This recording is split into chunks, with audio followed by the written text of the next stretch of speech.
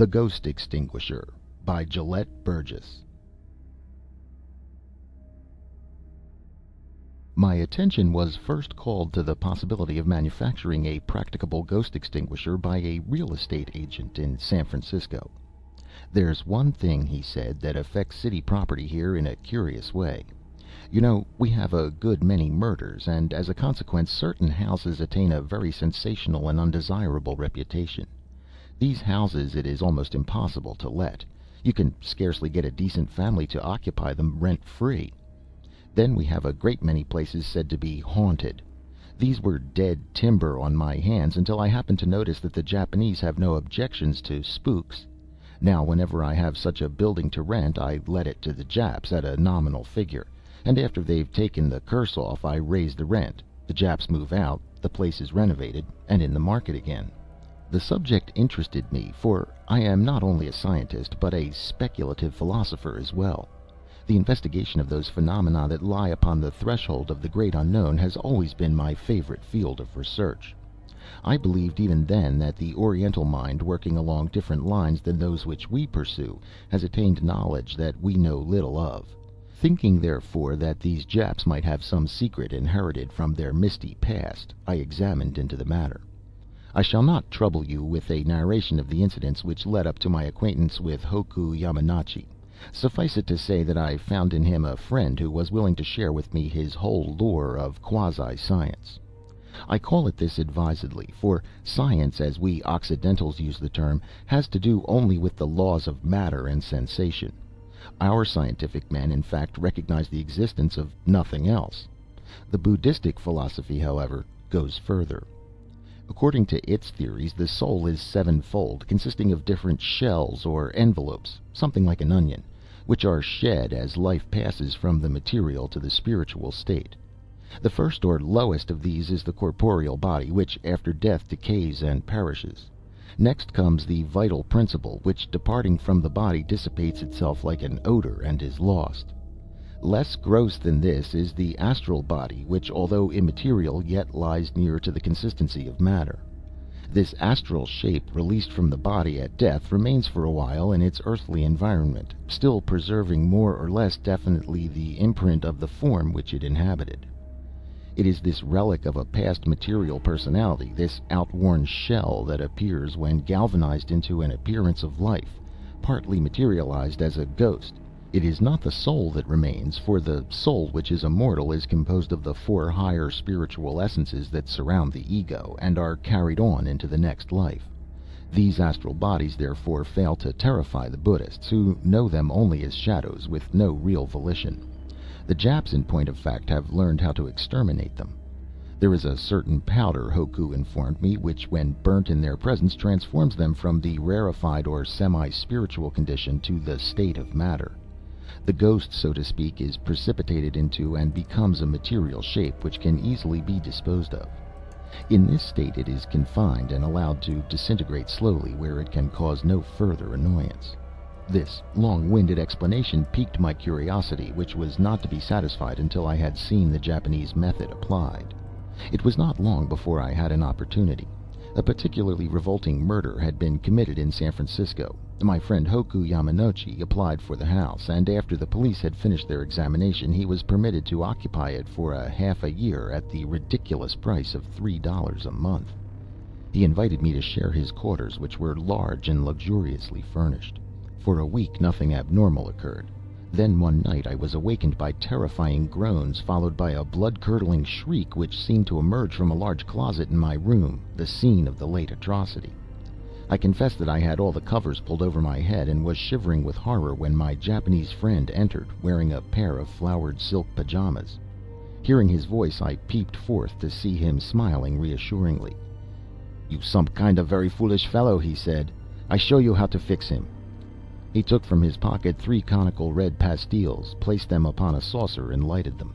Then, holding the fuming dish in one outstretched hand, he walked to the closed door and opened it. The shrieks burst out afresh, and as I recalled the appalling details of the scene which had occurred in this very room only 5 weeks ago, I shuddered at his temerity. But he was quite calm. Soon I saw the wraith-like form of the recent victim dart from the closet. She crawled under my bed and ran about the room endeavoring to escape, but was pursued by Hoku, who waved his smoking plate with indefatigable patience and dexterity. At last he had her cornered, and the specter was caught behind a curtain of odorous fumes. Slowly the figure grew more distinct, assuming the consistency of a heavy vapor, shrinking somewhat in the operation. Hoku now hurriedly turned to me. "You hully up! Bling me one pair bellows pletty quick!" he commanded. I ran into his room and brought the bellows from his fireplace. These he pressed flat, and then, carefully inserting one toe of the ghost into the nozzle and opening the handle steadily, he sucked in a portion of the unfortunate woman's anatomy, and dexterously squirted the vapor into a large jar which had been placed in the room for the purpose. 2 more operations were necessary to withdraw the phantom completely from the corner and empty it into the jar. At last the transfer was effected, and the receptacle securely stoppered and sealed. "In former your time," Hoku explained to me, "old priests sucked ghost with mouth and spit him inside a vase with accuracy. Modern time method more better for stomach and epiglottis." "How long will this ghost keep?" I inquired. "Oh, about 400 or 500 years, maybe," was his reply. "Ghost now change from split to matter, and come under legality of matter as usual science." "What are you going to do with her?" I asked. "Send him to Buddhist temple in Japan. Old priest use him for high ceremony," was the answer. My next desire was to obtain some of Hoku Yamanouchi's ghost powder and analyze it. For a while it defied my attempts, but after many months of patient research I discovered that it could be produced in all its essential qualities by means of a fusion of formaldehyde and hypophenyltribromopropionic acid in an electrified vacuum. With this product I began a series of interesting experiments. As it became necessary for me to discover the habitat of ghosts in considerable numbers, I joined the American Society for Psychical Research, thus securing desirable information in regard to haunted houses. These I visited persistently, until my powder was perfected and had been proved efficacious for the capture of any ordinary housebroken phantom.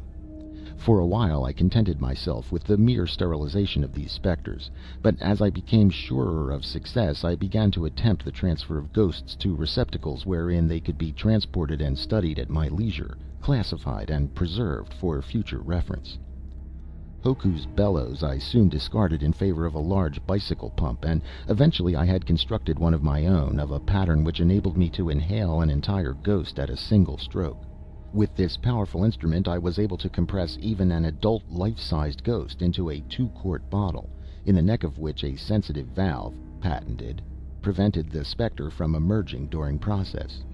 My invention was not yet, however, quite satisfactory. While I had no trouble in securing ghosts of recent creation, spirits, that is, who were yet of almost the consistency of matter, on several of my trips abroad in search of material I found in old manor houses or ruined castles many specters so ancient that they had become highly rarefied and tenuous, being at times scarcely visible to the naked eye. Such elusive spirits are able to pass through walls and elude pursuit with ease. It became necessary for me to obtain some instrument by which their capture could be conveniently effected. The ordinary fire extinguisher of commerce gave me the hint as to how the problem could be solved. One of these portable hand instruments I filled with the proper chemicals. When inverted, the ingredients were commingled in vacuo, and a vast volume of gas was liberated. This was collected in the reservoir provided with a rubber tube having a nozzle at the end. The whole apparatus being strapped upon my back, I was enabled to direct a stream of powerful precipitating gas in any desired direction, the flow being under control through the agency of a small stopcock. By means of this ghost extinguisher I was enabled to pursue my experiments as far as I desired. So far my investigations had been purely scientific, but before long the commercial value of my discovery began to interest me. The ruinous effects of spectral visitations upon real estate induced me to realize some pecuniary reward from my ghost extinguisher, and I began to advertise my business. By degrees I became known as the expert in my original line, and my professional services were sought with as much confidence as those of a veterinary surgeon. I manufactured the Gerrish ghost extinguisher in several sizes, and put it on the market following this venture with the introduction of my justly celebrated Gerrish ghost grenades. These hand implements were made to be kept in racks, conveniently distributed in country houses for causes of sudden emergency. A single grenade hurled at any spectral form would in breaking liberate enough formaldybrom to coagulate the most perverse spirit, and the resulting vapor could easily be removed from the room by a housemaid with a common broom. This branch of my business, however, never proved profitable, for the appearance of ghosts, especially in the United States, is seldom anticipated. Had it been possible for me to invent a preventative as well as a remedy, I might now be a millionaire, but there are limits even to modern science. Having exhausted the field at home, I visited England in the hope of securing customers among the country families there. To my surprise, I discovered that the possession of a family spectre was considered as a permanent improvement to the property, and my offers of service in ridding houses of ghostly tenants awakened the liveliest resentment. As a layer of ghosts, I was much lower in the social scale than a layer of carpets. Disappointed and discouraged, I returned home to make a further study of the opportunities of my invention. I had, it seemed, exhausted the possibilities of the use of unwelcome phantoms. Could I not, I thought, derive a revenue from the traffic in desirable specters? I decided to renew my investigations. The nebulous spirits preserved in my laboratory, which I had graded and classified, were, you will remember, in a state of suspended animation. They were virtually embalmed apparitions, their inevitable decay delayed rather than prevented.